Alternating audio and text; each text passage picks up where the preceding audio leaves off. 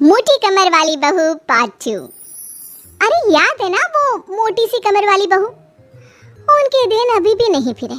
वो फिर एक बार अपनी कमर को लेकर चर्चा में है। कैसे? देखिए।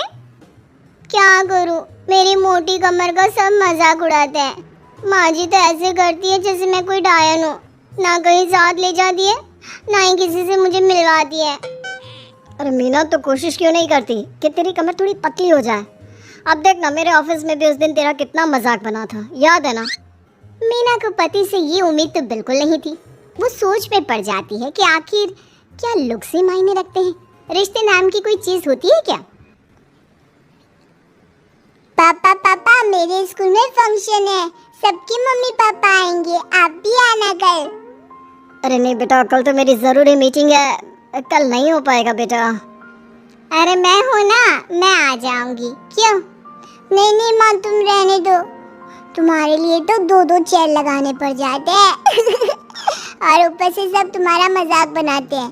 ना बाबा ना, मेरे स्कूल में तो आना ही मत। मीना का दिल तो ये सोचकर और छोटा हो जाता है। वो किचन में जाती है और खाना बनाने लग जाती है। खाना बनाते बनाते उसे मुन्ने के जोर से रोने की आवाज आती है। अरे क्या हो गया मेरे बेटे को?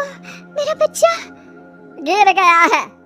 कितनी बार कहा है कि भागा दौड़ी ना किया कर। मीना जल्दी से बच्चे को उठाती है, उसे कमरे में ले जाती है और सुला देती है। माँ, कल मैं गिर गया था तो किसी ने मुझे नहीं उठाया, सब मुझे डांट रहे थे, लेकिन तुमने मुझे उठाकर यहाँ बेड पर लिटाया और रात भर तेरी कमर में मालिश भी करती रही।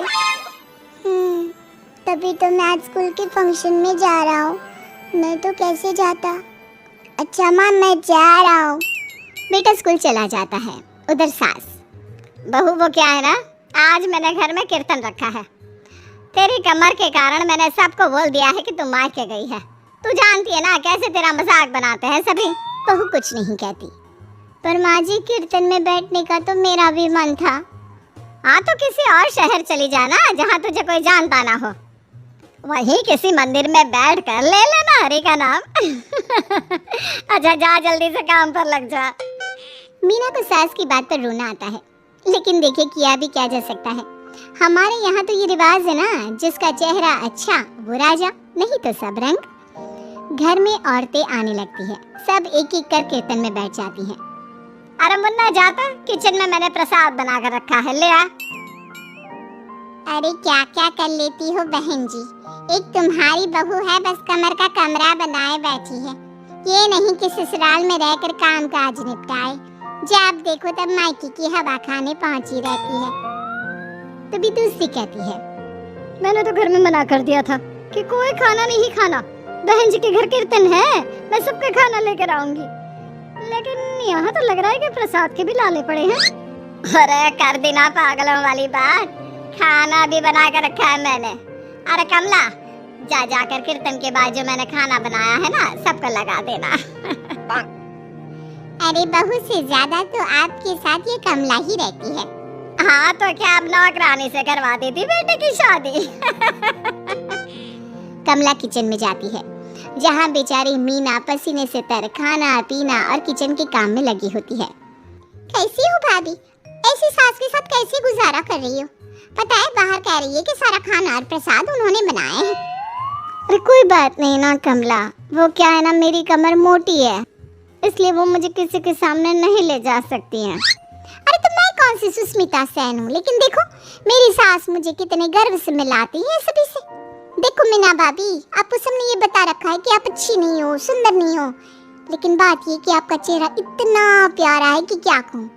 पता है भाभी, आपके चेहरे के नूर से तो सारा मोहल्ला रोशन है। मीना को बहुत दिनों के बाद किसी के प्यार के दो बोल सुनने मिले थे। वो खुश हो जाती है और कमला से दिल से बात करने लगती है। पता है कमला, जब मैं कॉलेज में थी ना, तो एक बार मेरी तस्वीर अखबार में छपी थी।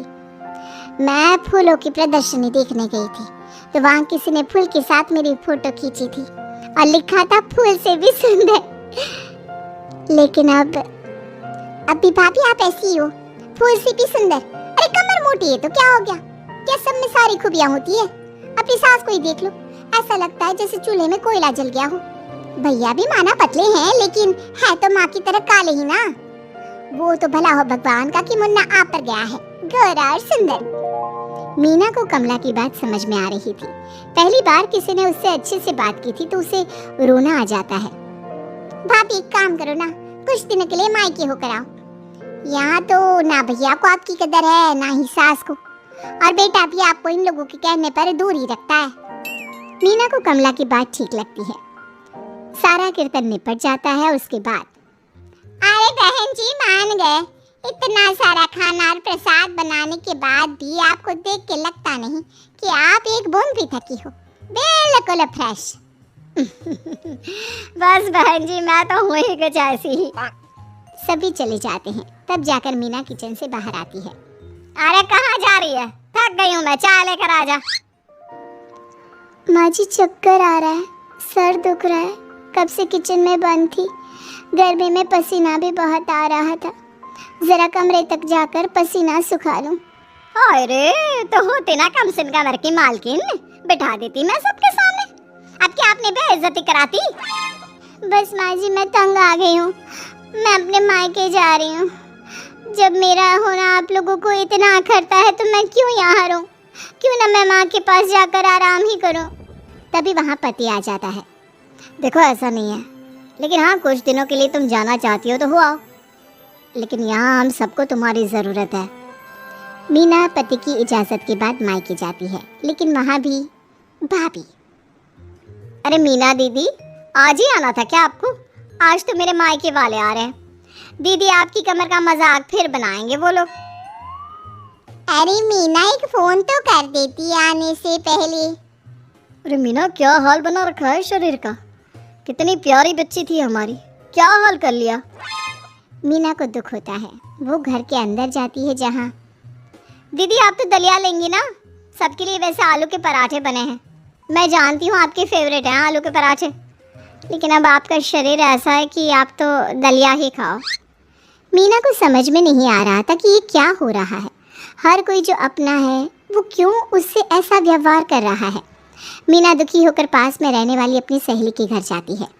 सहेली का पति बोल पड़ता है, अरे ये कौन है, कौन है ये, मुझे इसी की तो तलाश थी।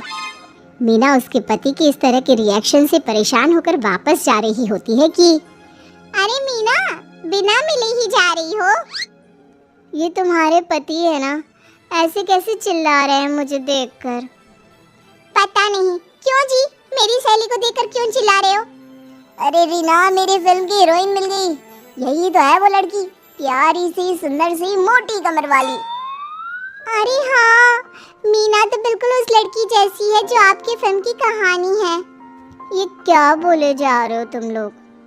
मीना मेरे पति बहुत बड़ी फिल्म की डायरेक्टर है, पता है ना तुम्हें, और मैं एक बहुत बड़ी फिल्म बना रहा हूँ शाहरुख खान के साथ, मैं चाहता हूँ कि तुम उसकी हीरोइन बनो। हाँ मीना हाँ प्लीज ना मत कहना, और इसके लिए तुम्हें करोड़ों रुपए भी मिलेंगे। मीना मन में सोचती है कि जो दुनिया उसे मोटा और भद्दा कहती थी उसे जवाब देने का यही एक रास्ता है। मीना फिल्म में काम करने के लिए हाँ कर देती है और फिर सारे शहर में मीना की फोटो शाहरुख खान के साथ लग जाती है।